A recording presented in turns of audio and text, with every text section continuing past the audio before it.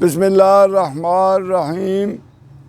اس سے قبل ڈسٹرکٹ میں قبیلے، ذاتیں اور بڑے بڑے خاندان، ان کے بارے میں چند ذاتیں ہیں جن کے بارے میں نے تفصیل عرض کیا تھا، وہ اپنا تھے توتھڑ، سیکھو، چیمہ، چٹھا، 4 ذاتیں تھیں۔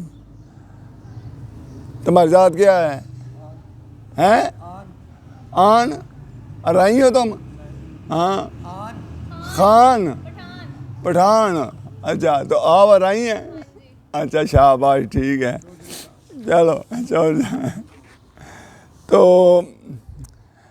آج ہم جن ذاتوں کا ذکر کریں گے ان میں گرایا قبیلہ کے امین آباد اور پنڈی بھٹیاں کے قریب 31 گاؤں ہیں۔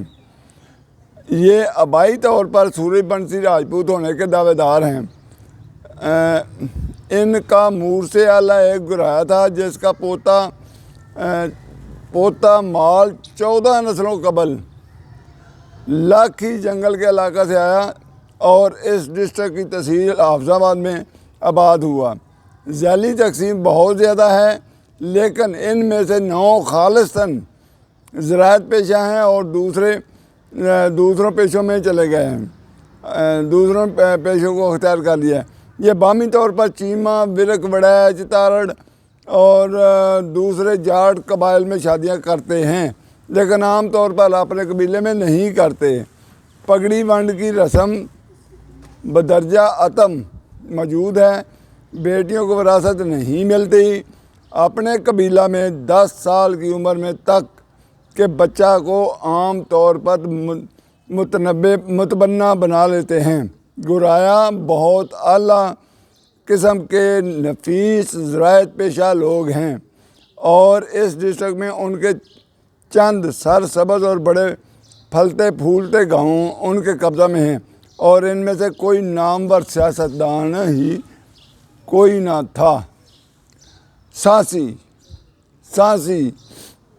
گوجرانوالا کے نزدیک ایک تو ہے سانسی، اصل میں بعض جگہ پہ آیا ہے سانسی کی بجائے سانسی آیا ہے، جو اصل میں ذات ان کی بتائی جاتی ہے وہ سانسی ہے۔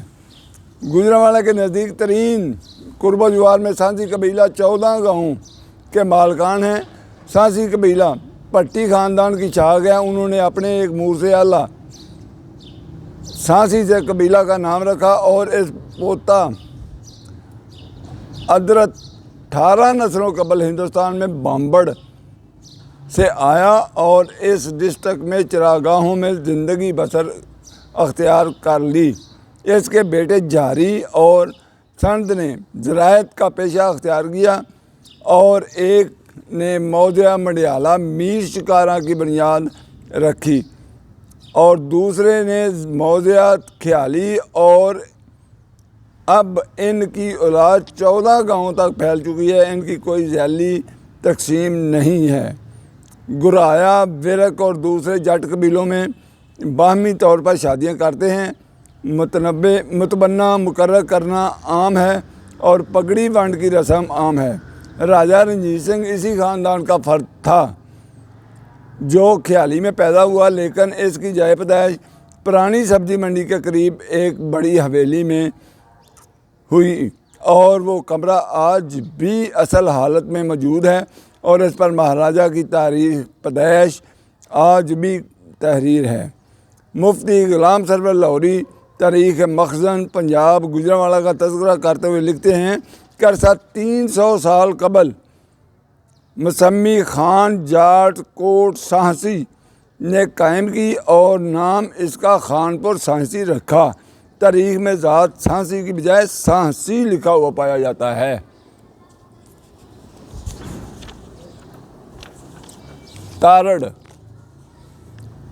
تارڑ خاندان اس ڈسٹرکٹ میں علاقہ چٹھا سے مغرب کی طرف پنڈی بھٹیاں اور رام نگر کے قریب 62 گاؤں کے مالکان ہیں۔ تقریباً سبھی مسلمان ہیں اور آبائی طور پر راجپوت سالار کی اولاد ہونے کے دعوے دار ہیں۔ ان کا ایک مور سے اعلیٰ تارڑ تھا جس کا پوتا پانی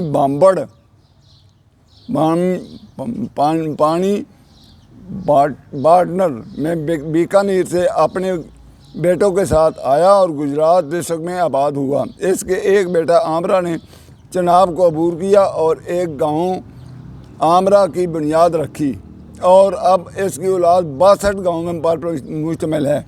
کالونی آباد کر لی۔ یہ قبیلہ سات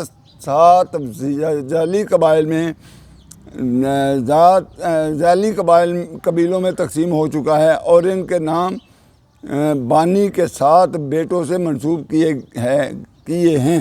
یہ سب مسلمان جٹ قبیلوں میں باہمی طور پر شادیاں کرتے ہیں، لیکن اپنے قریبی قبیلوں میں قریب برادریوں سے شادیاں کرنے کے عادی ہیں۔ اس قبیلہ میں پگڑی ونڈ کا رواج عام ہے اور متبنہ کا رواج نہیں ہے، اور نہ ہی وہ اپنی جدی جائیداد میں کسی بیٹے کو حکمرانی کا اختیار دیتے ہیں۔ محمد جعفر اور عزت بخش اس قبیلہ میں مغل حکمرانوں کے دور کے آخری زمانہ میں سردار ہونے کی یادگار شہرت رکھتے ہیں۔ عزت بخش کا بیٹا سلطان محمد قانون شکن ڈاکو تھا۔